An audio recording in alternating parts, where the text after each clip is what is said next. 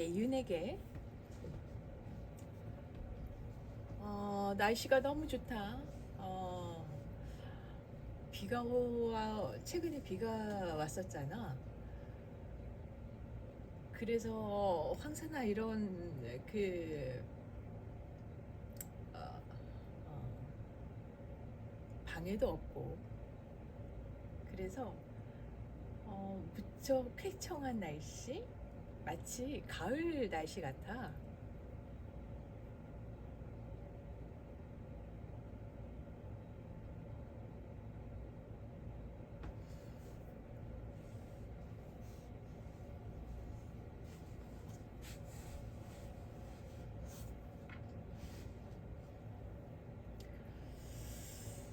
어, 내가 컨셉슈얼리스트로 비즈니스나 이런 데 전략기획 업무를 주로 했거든? 너는 내가 무슨 일을 하는지 잘 모르니까 컨텐츠 관련된 일을 하는 줄 알고 있지. 그냥 사업하는 줄 알고 있고.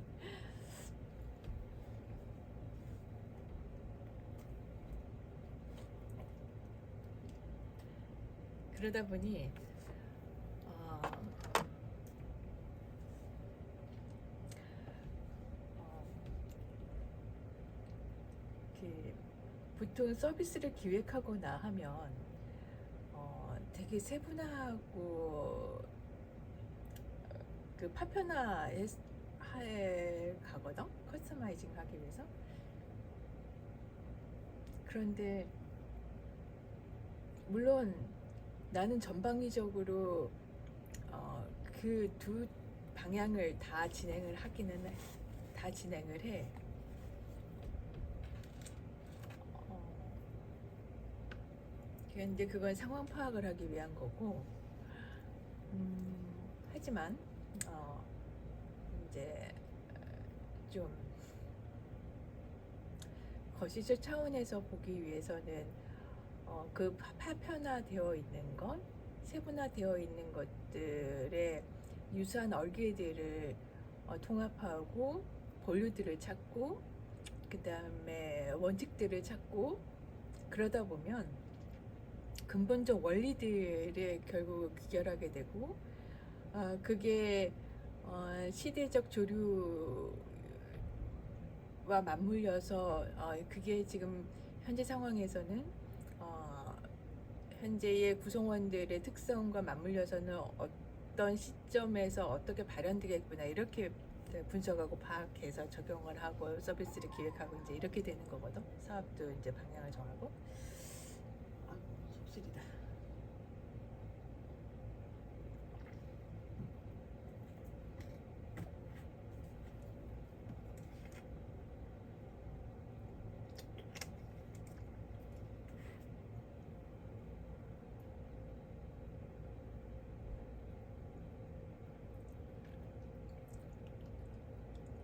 그러다 보니 어, 한편으로는 나는 대단히 많은 케이스들을 접하면서도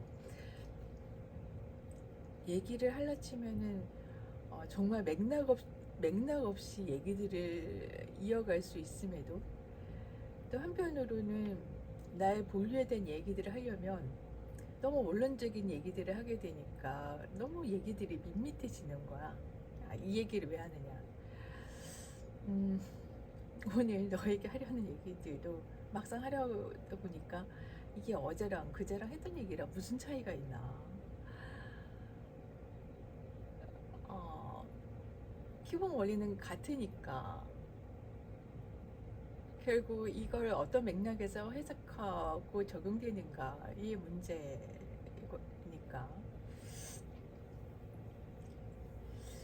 그래서 또 듣고 나면 대단히 피식 웃을 거다라는 생각이 들거든. 아, 음, 오늘은 행복에 대한 얘기를 좀 해볼까? 음, 옛날 사람들은 행복을 되게 거추장스럽게, 거추장스러운 게 아니고 좀 특별하게 거대하게 생각을 했던 면이 있던 것 같아. 근데 최근에 심리학자들은 이런 얘기를 해. 인간은 행복하기 위해서 사는 게 아니고 살기 위해서 행복한 요소들을 조미료처럼 중간중간에 쳐지는 거라고 그런 얘기를 하거든. 그러면 이 말에서는 행복과 즐거움의 구별이 좀 모호해지는 상황이 벌어져. 그러면 행복하려면 즐거움을 추구해야 하는가? 라는 이제 의문이 드는 거지.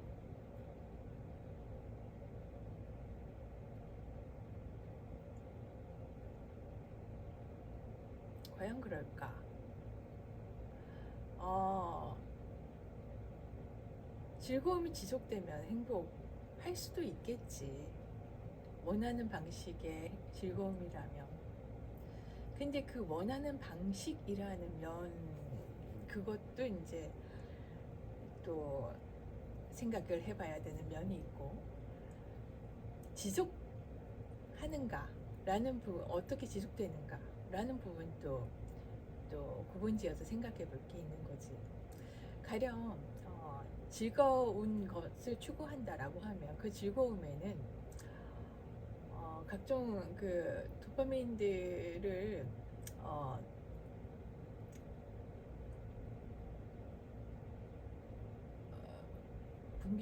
분비되는 뭐 그런 상황들에 탐닉할 수 있거든. 각종 중독들, 뭐 탐닉들, 뭐 이런 것들이 거기에 해당이 될 수 있잖아. 그런데 그건 일시적으로는, 그리고 강도를 점점 높여가면은 그 즐거움이 즐겁지만 그게 이제 지속성이라는 측면에서 그렇지 아니하다고 우리는 경험하지 않아도 알고 있지. 뭐 부분적으로 경험해서도 알고 있고. 그러면 즐거움만을 추구한다는 것은 행복한 것이 아닐 수도 있다라는 것을 조금 이해할 것 같고. 그럼 내가 원하는 방식으로의 즐거움이 지속되는 것이 행복이라는 의미잖아. 그러면 내가 원하는 방식이라는 것이 뭘까? 그러면 내가 원하는 것, 그리고 나라는 것이 무엇인가? 라는 질문이 또 여기서 도출이 되거든. 그러면 나는 어떨 때 안정감을 느끼고 나는 어떨 때 행복감을 느끼는가?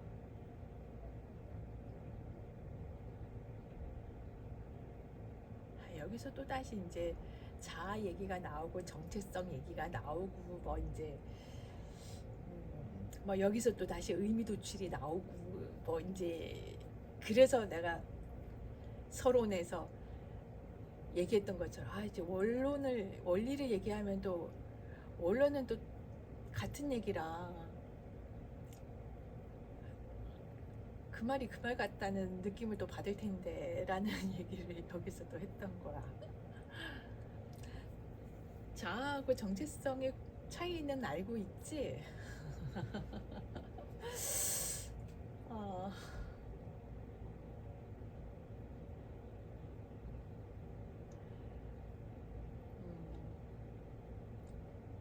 자아는 나라는 것을 나라는 의식에 나라는 것을 인식할 수 있는 의식이 개입되어 된 요소들을 자아라고 하잖아. 말이 우습다, 그치? 그리고 이거 이제 내가 나라는 것을 온전히 인식하고 내 의식을 갖고 나를 인식하는 수준의 나를 얘기하는 것을 자아라고 하고, 쉽게 정체성은 그런 내가 사회적 관계를 통해서 이제 묘사되는, 서술되는, 그래서 정체성은 스토리로 구성된다라고 그렇게도 표현되는 거거든. 문장으로 형성돼. 그러니까 어떻게 보면 자아는 여기서도 퍼스널리티랑도 구별되는데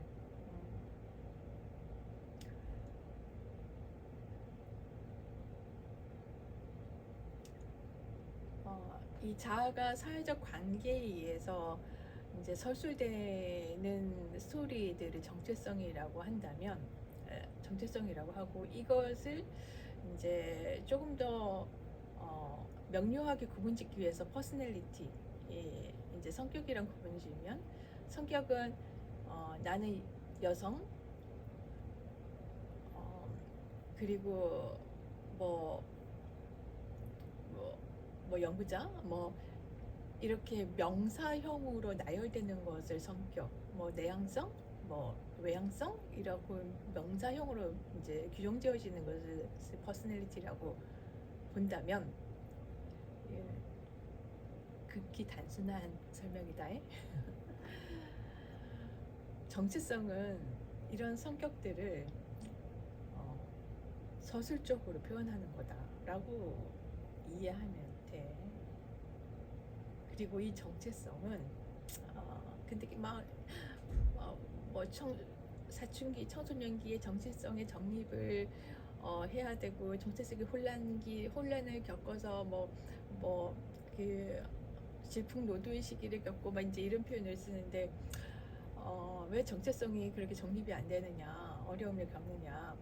왜냐하면 이거는 내가 나를 인식하는 내가 혼자서 골방에서 틀어박혀가지고 성립되는 것을 포함해서 그것만으로 구성되는 게 아니고 내가 인식하는 내 자아가 사회적으로의 관계에 있었을 때도 동일한 형태로 이제 이미지가 표현이 돼야 되는 거거든. 그게 일치가 돼야지 내가 안정감을 느끼고 의사결정을 할 때도 선택을 할 때도 결정을 할 때도 일관성을 이제 유지하면서 진행을 하게 되고 평가도 마찬가지고 그러니까 내가 훨씬 더 안정감을 느끼게 되는 거야. 그래서 성격이나 자아도 이제 자기 끊임없는 성찰이나 수도를 통해서 좀 변화를 하지만 성격은 변하지 않는다잖아. 그래서 그렇지만 정체성도 이제 사회적 관계를 내가 어떻게 잘 이제 관계를 맺느냐에 따라서 이제 변화를 한다라고 이제 변화시킬 수 있다라고 그렇게 또 말을 하는 거고.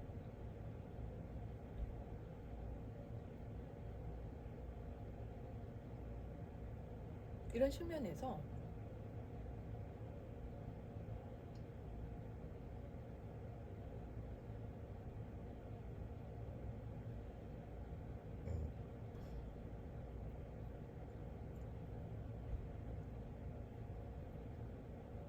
와, 나 지금 말하면서 머릿속에 각주가 막 달리고 있다.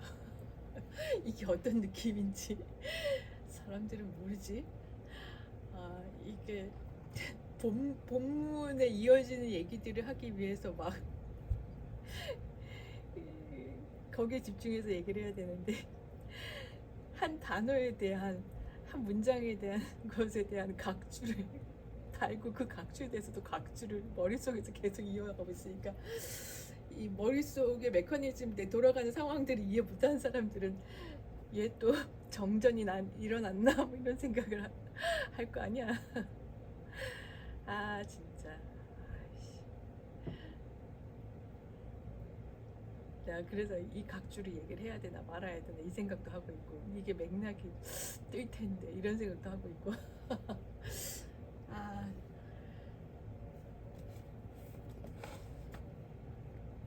그래서 이제 이 맥락을 지금 이 상황에서 얘기를 하면 얘기를 이 타이밍에 이 맥락에서 얘기하면은 내가 지금 이 분위기에서 이 사람들한테 어떻게 어떤 평가를 받을 거고 이 사람들이 어떻게 생각할 건데 뭔지 이런 생각까지 막 머릿속에 하고 있는 거야. 그래서 펼쳐진 이 침묵의 시간들이 그냥 정전의 시간으로, 깜깜이의 시간으로 사람들이 내가 말할 걸 잊어버렸나 보다 하고 이제 오해를 하지.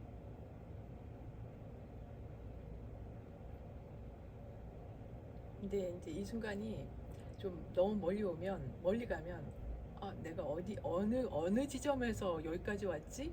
라고 생각해서 사실 남들 눈에는 정전 내 시간이었나 보다 라고 오해를 받기는 하긴 한다.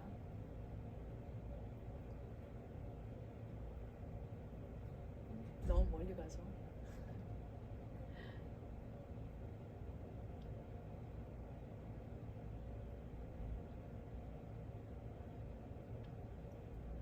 내가 지금 각주 얘기를 하다가 너무 또 멀리 왔는데,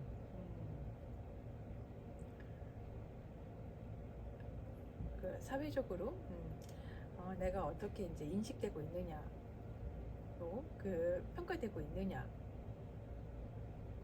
보여지느냐에 의해서 서술되는 그 것의 정체성. 그래서 그 마케팅 광고인들이 브랜딩이라는 표현을 쓰는데, 이 브랜딩이라는 것이 결국은 아이덴티티를 부여하는 행위라서, 브랜딩은 뭐 있던 것을 강화시키거나 없던 정체성을 부여해서 그 인식을 만들어내는 거거든. 이제 브랜딩이라는 개념을 이해하면은 오히려 정체성이 오히려 좀 쉽게 이해되는지도 모르겠다.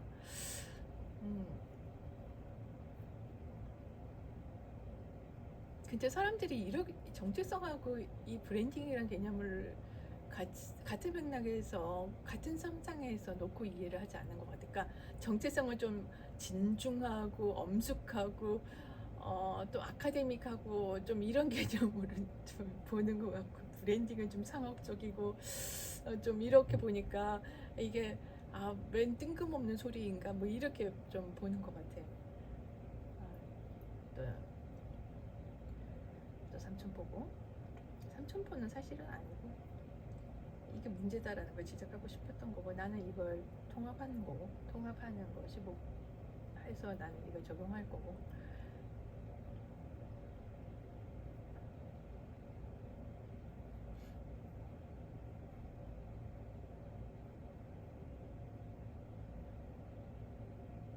그래서 이제 이 정체성의 혼란기를 겪는다는 건, 내가 생각하는 나의 이미지는 뭐 A라는 모습인데 사회적에서 평가하는 것은 B라는 이미지여서 나는 A라는 이미지를 갖고 행위를 했을 때 기대하는 결과치가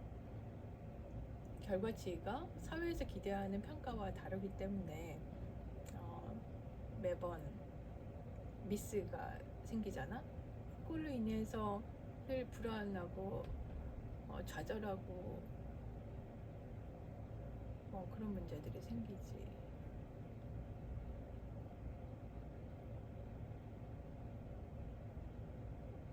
그런데 이건 결국 내가 꾸준하게 그 이미지를 강화하기 위해서 브랜딩도 기본적으로 고집을 갖고, 내가 줏대를 갖고 시간을 갖고 계속 그걸 지속해야지만 형성이 되는 부분이 있거든. 그리고 거기에 의미를 부여해야 되고. 그래서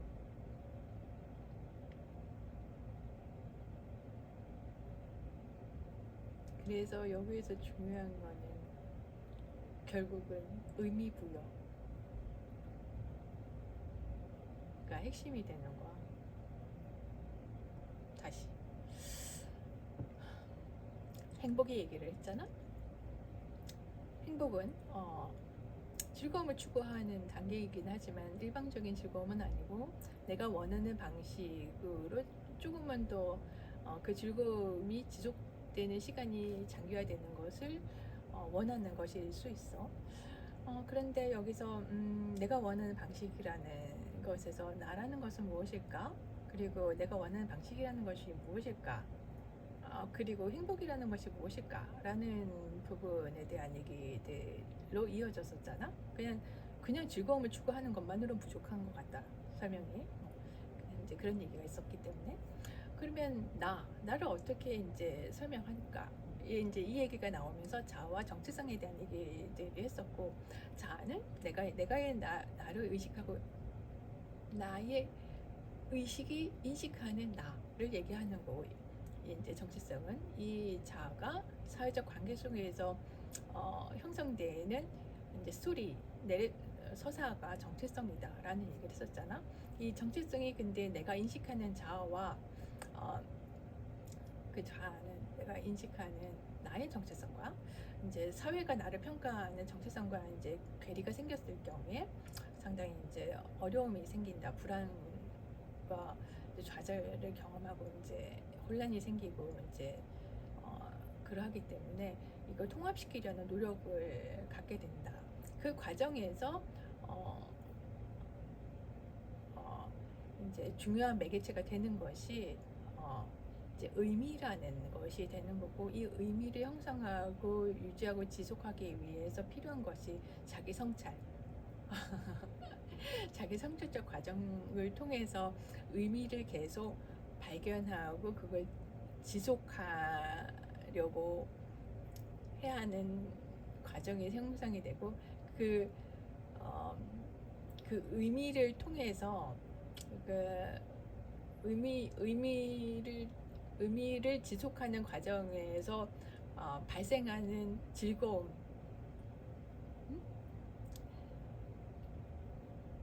그거는 결국 의미가 있는 즐거움인 거잖아. 그것들을 종국은 행복감이라고 이제 우리는 정의를 한다.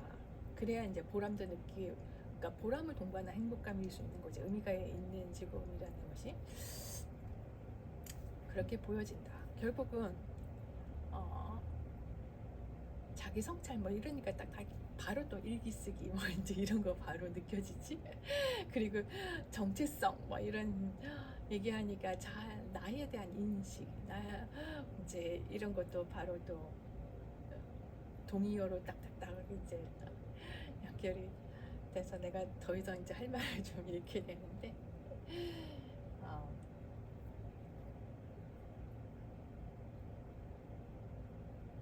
그래서 이제 의미를 찾는 과정, 그 의미를 내가 어떻게 찾을 것인가,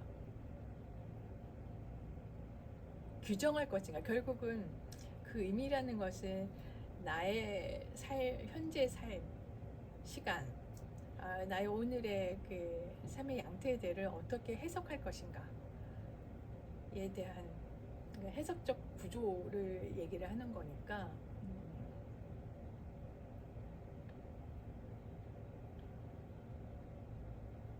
거기서 뭐 또 얘기 나오는 뭐 자기 철학 뭐 이제 이런 것들을 또 막 더 이어지게 되지. 근데 종국은 이 모든 것들이 다 하나이지 않니?